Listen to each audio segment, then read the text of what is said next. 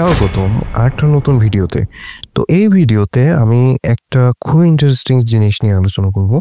আমরা কেন এখনো এলিয়েন পাই নাই, বা কেন আমরা এখনো এলিয়েনের দেখা পাই নাই। এটা খুবই কমন একটা জিনিস। এর সহজ এক উত্তর হলো, আমাদের টেকনোলজি এতটা উন্নত হয় নাই যে আমরা এলিয়েনের সন্ধান করব বা এলিয়েনের সন্ধান পাবো। আচ্ছা, আমি এই জিনিসটা বোঝানোর জন্য প্রথমে যে জিনিসটা ধরবো সেটা হলো, আমাদের সবথেকে কাছের যে বস্তু সেটা হলো চাঁদ। চাঁদ মাত্র 3,84,400 কিলোমিটার দূরে, এবং এতে টোটাল 6টা মিশনে 3জন করে যায়, এবং এর ভিতরে একজন পাইলট থাকে, আর 2জন করে চাঁদের মাটিতে অবতরণ করে। এর ফলে আমরা পাই যে টোটাল 12 জন চাঁদে এ পর্যন্ত পা রাখছে। লাস্ট যে মিশনটা পরিচালিত হয় সেটা হলো অ্যাপোলো 17 বা অ্যাপোলো 17। এই অ্যাপোলো 17 মিশনটা পরিচালিত হয় ডিসেম্বরের 7 তারিখ 1992 সালে। এরপর থেকে আমরা কখনোই বাইরের কোনো গ্রহ বা বাইরের কোনো জায়গায় যাওয়ার চেষ্টা করি নাই, বা এটা নিয়ে কখনো কাজও করি নাই। ইদানিং নাসা আবার শুরু করছে, সেটা আসলে অনেকটা জিওপলিটিক্সের কারণে বলে চলে। যাই হোক, তো আর্টেমিস নামে একটা মিশন লঞ্চ করেন। এই মিশনের উদ্দেশ্য হলো চাঁদে আবার মানুষ নিয়ে যাওয়া। এই মিশনে আর্টেমিস 3-তে টোটাল 4 জন অ্যাস্ট্রোনট যাবে, 1জন মেয়ে এবং 3জন ছেলে অ্যাস্ট্রোনট যাবে। ইতিহাসে প্রথমবার মেয়ে চাঁদে যাবে। যাই হোক, তো এটা কিন্তু হবে আগামী 2027 সালে মাঝামাঝিতে। এখন পর্যন্ত অনেক টেস্টিং হচ্ছে। কিছুদিন আগে আর্টেমিস 1 মিশন পরিচালিত হয়, যেটার কাজ ছিল হলো চাঁদের চারপাশ দিয়ে ঘুরে আসা। তো সেটা সাকসেসফুল ভাবে পরিচালিত করে। তো আপনারা আশা করি বুঝতে পারছেন যে মাত্র 3,84,400 কিলোমিটার দূরে যাইতে আমাদের কি পরিমাণ টাইম অপচয় হচ্ছে এবং কি পরিমাণ আমাদের গবেষণা করে লাগছে। আচ্ছা, সেকেন্ড আর একটা ইন্টারেস্টিং জিনিস বলি, সেটা হলো আপনাদের যাদের জন্ম 22শে নভেম্বর থেকে 21শে ডিসেম্বর পর্যন্ত, তারা ধনু রাশির। যাই হোক, এই ধনু বা সাগিটোরিয়াস একটা কিন্তু আকাশের একটা অঞ্চল। সায়েন্টিস্ট টলামি টোটাল আকাশটাকে 44টা ভাগে ভাগ করে এবং 44টা তারার অঞ্চল তৈরি করে। বর্তমান এটাকে 88টা ভাগে ভাগ করা হয়েছে, এগুলোকে কনস্টেলেশন বলে। আমি যে ধনু কনস্টেলেশনের কথা বললাম, এটা হলো ইংরেজিতে সাগিটোরিয়াস কনস্টেলেশন বলে। তো এর মাঝখানে একটা কালো তারা আছে, বা যারা একটু ভালো বোঝেন তাদের জন্য বলি, এটা হলো ব্ল্যাক হোল আছে। এই ব্ল্যাক হোল বা এই কালো গর্তটা কিন্তু দেখা যায় না। এটা হলো স্পেস অ্যান্ড টাইমের একটা জায়গা, যেটা আসলে মানে কোনো কিছু ওর ভিতর থেকে আসতে পারে না, ইভেন আলো ওর ভিতর থেকে বের হইতে পারে না। তো এটা আমাদের পৃথিবী থেকে 26,996 লাইট ইয়ার্স দূরে রয়েছে। আরো একটা জিনিস, সেটা হলো 1916 সালে কার্ল শোরসাইল্ড নামে একটা বিজ্ঞানী আইনস্টাইনের ফিল্ড ইকুয়েশন থেকে তার একটা ম্যাট্রিক্স তৈরি করে। ম্যাট্রিক্স বলতে হলো সম্ভবত 10টা ফিল্ড ইকুয়েশন ছিল। এগুলো থেকে উনি নিজের একটা সূত্র তৈরি করে, বা আরেকভাবে লেখে। লিখার পরে দেখে যে সেখানে প্রিডিক্ট করছে এমন একটা জিনিস।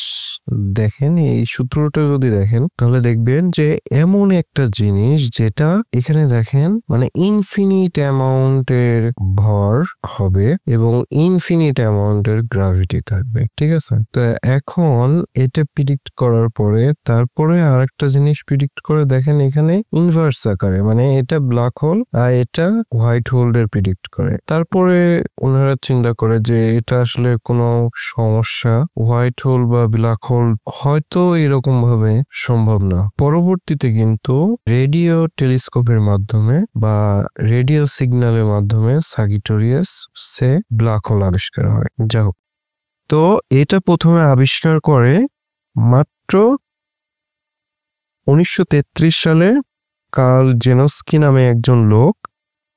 তিনি হলো রেডিও সিগন্যাল পর্যবেক্ষণ করতে যায়, হঠাৎ করে দেখে এই স্যাজিটেরিয়াস কনস্টেলেশনের ওখান থেকে খুবই স্ট্রং, যেটা হলো মিল্কি ওয়ের একটা সেন্টার, ওখান থেকে খুবই স্ট্রং রেডিও সিগন্যাল আসছে।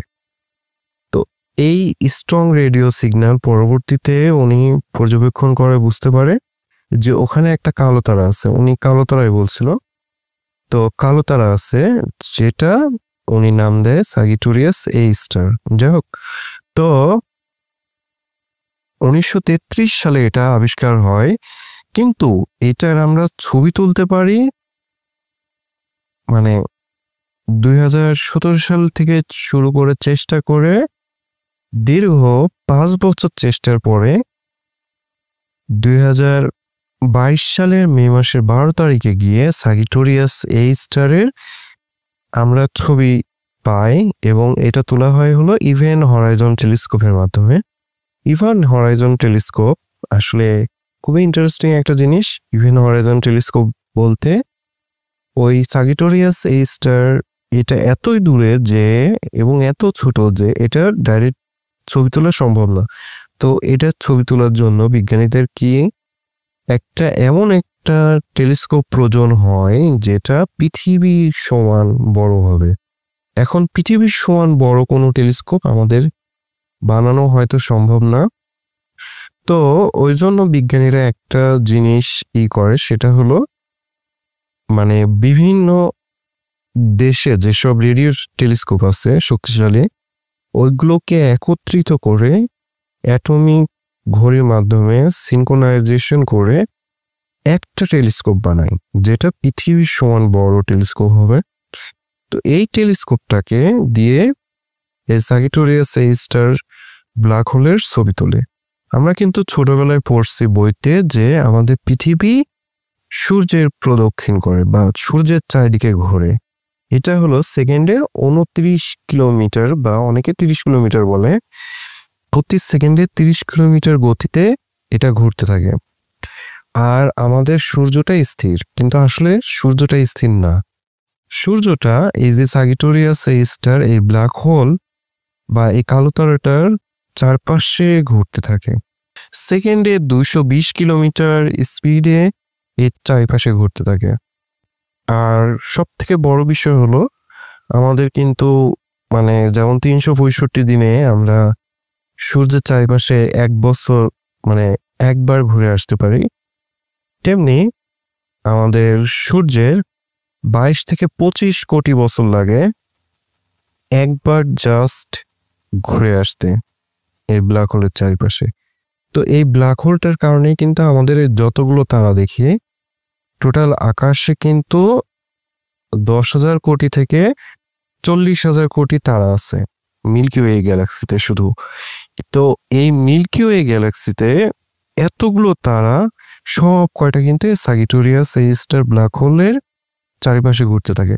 এই স্যাজিটেরিয়াস স্টার ব্ল্যাক হোলের কারণেই আমরা কিন্তু স্থিরভাবে আছি।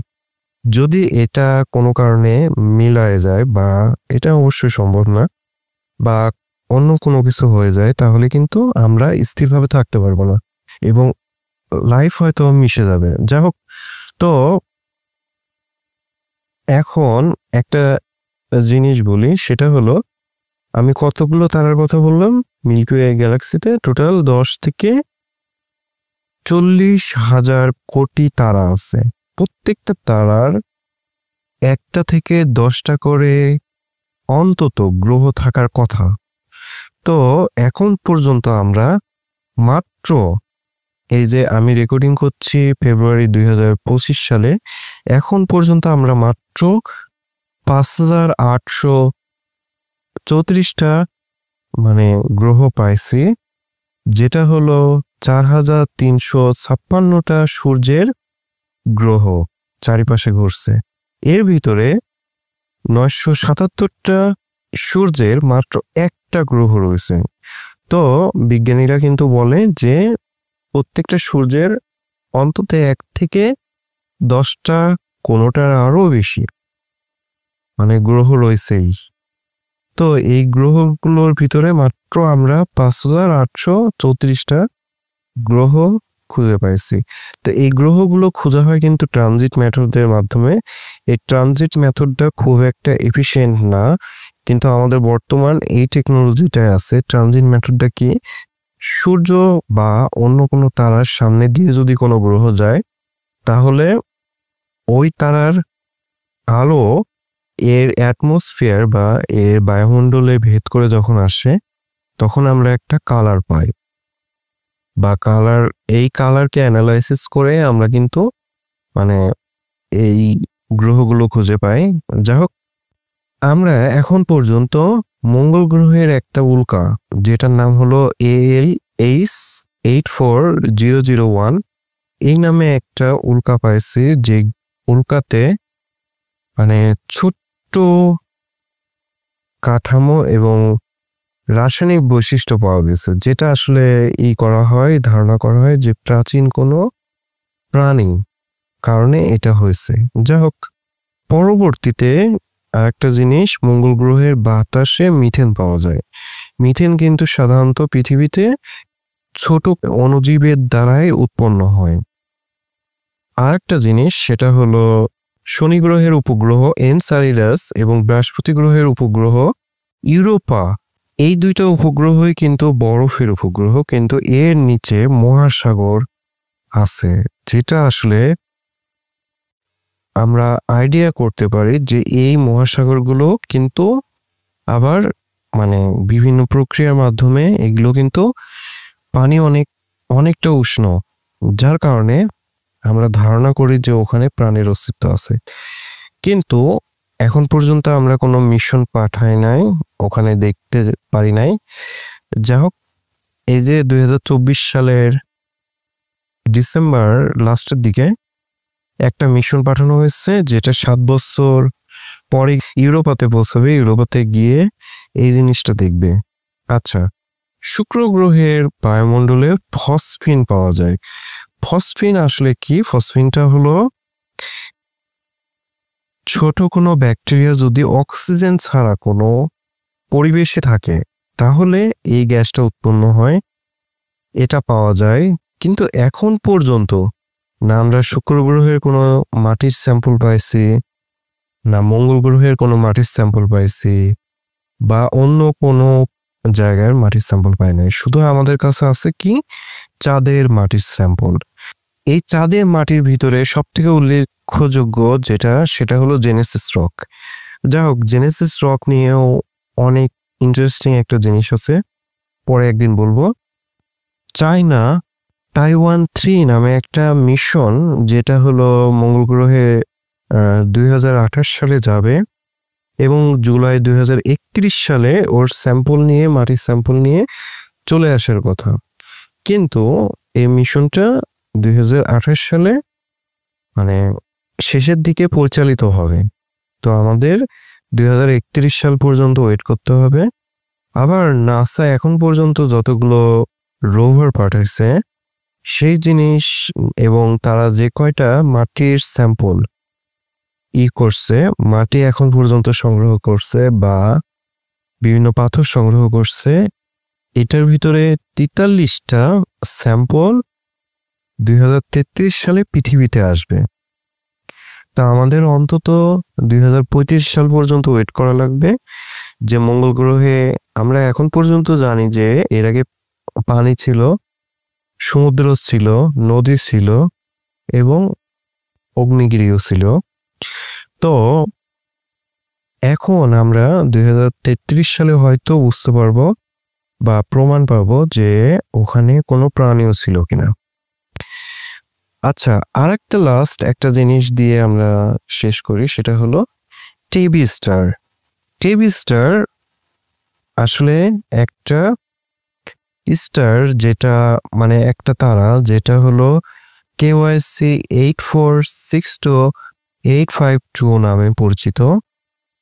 তো এটা হলো খুবই রহস্যময় একটা তারা, যেটা সিগনাস কনস্টেলেশনে আছে। তো এটা হলো পৃথিবী থেকে 1470 আলোকবর্ষ দূরে। এটার সব থেকে ইন্টারেস্টিং জিনিস হলো এটা মানে 22% পর্যন্ত এর উজ্জ্বলতা ড্রপ করে।